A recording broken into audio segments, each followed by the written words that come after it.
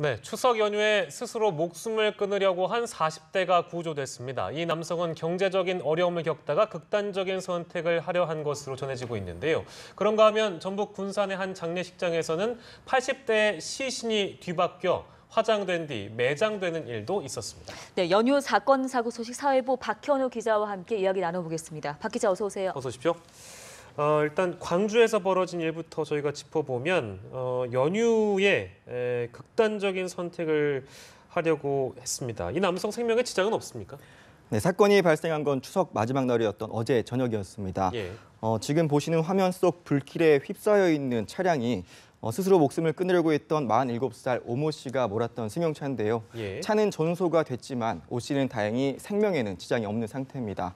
오 씨는 차량에 번개탄을 피워 스스로 목숨을 끊으려고 했는데 예상치 못하게 번개탄의 불이 차량으로 옮겨 붙자 차량을 빠져나왔고 예. 이후 경찰과 소방당국에 구조가 됐는데 차량에 불이 나기 2시간 전쯤 오 씨는 친누나에게 전화를 걸어서 잘 지내라, 목숨을 끊겠다는 말을 했고 이후 누나의 신고로 경찰 등이 수색을 벌이던 중 화재가 발생했다는 신고를 접수하고 현장에 출동한 경찰에 구조가 됐습니다. 네.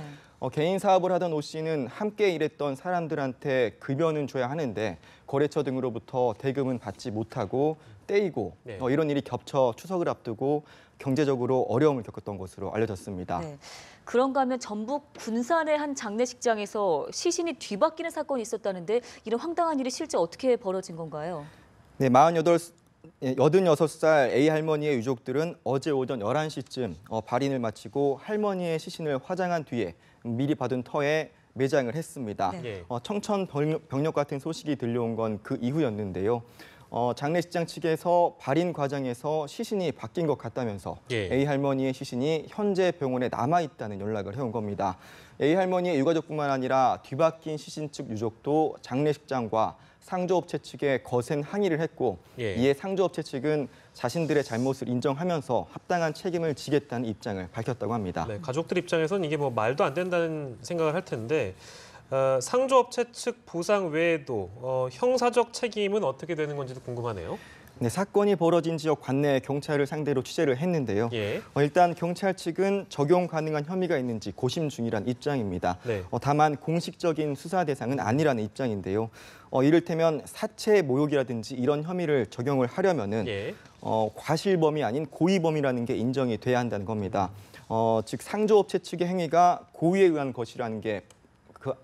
것이라는 판단이 서야 하는데 예. 이번 사건의 경우에는 고의가 아닌 과실에 의해서 예. 시신이 뒤바뀌었을 가능성이 큰 만큼 경찰 수사로까지는 이어지지 않을 것이란 전망입니다. 네. 자, 그런가 하면 서울에서는 10대 여중생 실종 사건 용의자가 붙잡혔다는데 어떤 사건인가요? 네, 서울 중랑경찰서는 여중생 실종 사건의 용의자 30대 A 씨를 붙잡아서 조사하고 있습니다. A 씨는 살해된 중학생 B양의 시신을 유기한 혐의 등을 받고 있는데요. 네. A 씨를 검거한 경찰은 오늘 오전 강원도 영월에서 B양으로 추정되는 시신을 확인했습니다. 일각에선 지난달 30일 실종 신고가 접수된 중학생과 B양이 동일 인물이라는 이야기도 나오고 있는 상황인데요. 예. 경찰은 A 씨에게 살인 혐의를 적용할 수 있는지부터 B양이 숨지고 유기된 경위에 대해서 하나씩 조사해 나가고 있다는 조심스러운 입장이라서 향후 경찰 수사 결과를 지켜봐야 할 것 같습니다. 예. 그리고 오늘 새벽에 전남 신안군 앞바다에서 침몰 중이던 어선에 타고 있던 40대가 극적으로 구조됐다고 하네요. 네, 화면부터 보시는 화면이 해경 경비정 위에서 촬영된 영상인데 깜깜한 바다에서 작은 불빛이 왔다 갔다 하는 걸 볼 수 있습니다. 네. 예. 오늘 새벽 1시쯤 전남 신안군 앞바다에서 침몰 중인 어선에 혼자 타고 있던 선장 46살 이모 씨가 구조 신호를 보내고 있는 건데요. 자세히 보시면 이 씨가 올라가 있는 작은 부분이 아주 작게 흰색 부분이 보이는데 예. 그 부분이 배의 지붕입니다. 선체 대부분이 잠겨버린 상황에서 지붕 위에까지 올라서 구조를 기다리고 있었던 겁니다. 네. 당시 이 씨의 어선이 있던 곳은 수심이 얕아서 해경 경비정의 접근이 어려웠던 상황이라 예. 인근을 항해 중이던 어선의 도움을 받아 해경은 이 씨를 안전하게 구조했습니다. 네. 박 기자, 끝으로 그 괌에서 체포된 현직 판사 부부 있지 않습니까? 아이들을 더운 날씨에도 불구하고 차량 안에 방치한 혐의를 받고 있는 건데 앞으로 향후 거치 어떻게 되는 건가요? 네, 이미 알려진 것처럼 판사 부부는 일단 석방이 됐습니다. 네. 하지만 현지 법원의 재판을 기다리고 있는 상황인데요. 특히 판사 신분으로 이 같은 일에 연루된 아이들의 어머니에 대한 우리 사법부의 판단이 어떻게 이루어질지 이목이 쏠리고 있습니다. 법관 징계법에는 품위를 손상하거나 법원의 위신을 떨어뜨린 경우에는 징계 처분을 내릴 수 있게 돼 있습니다.